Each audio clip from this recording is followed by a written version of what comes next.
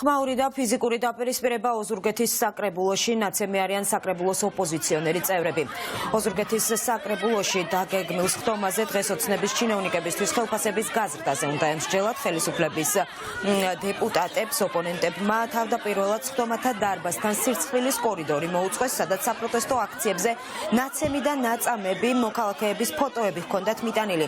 სხდომის დაწყების შემდეგ კი ოპოზიციონერი დეპუტატები საპროტესტო ბანერებით შევიდნენ დარბაზში, მათ საჯარო მოხელეებისთვის ხელფასების მატება გააპროტესტეს, რასაც ადგილზე ფიზიკური დაპირისპირება მოჰყვა. მობილიზებული იყო პოლიციაც, სხდომა მათი დაცვის თანხლებით გაგრძელდა.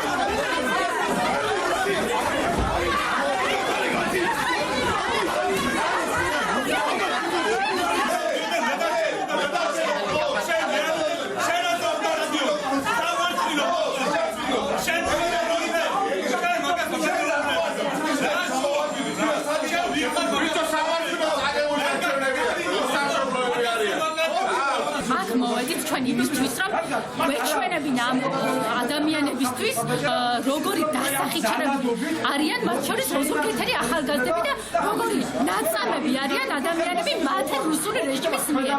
ამ ხალხს მათი ფოტოების დანახვაც არ უნდათ და ამ დროს აქ შეიარდნენ რაღაცა საბჭოურ სოროში და ხელფასებს უმატებენ საკუთარ რისთვის უზრუნველენ ამ ადამიანებს ხელფასს ისეთ ხალხს იმისთვის რომ ხმა არ ამოვიდა, იმისთვის რომ არაფერი არ თქვა და არ შეიძლება რომ ქვეყანას თავზე დაგვამყოს და რუსულ რეჟიმს რომ იმყარებენ, ხმა რო არ მოიღო, ამისთვის უზრუნველენ ამათ ხელფასებს. ჩვენ სირცხვილის კორიდორი მოუწყვეთ საკრებულოს წევრებს, იმ საკრებულოს წევრებს, რომლებიც აправებენ, ასე წყალებში ვიტყვი, ქართული ოცნების იმ დანაშაულებულ ქმედებებს, რომლებსაც ამ დღეები ერთი თვის განმავლობაში ყოველდღიურად ადგილი აქვს, ადამიანებს ცემებს სახეს ალეწავენ და შემდეგ ამ ადამიანებს აპატიმრებენ.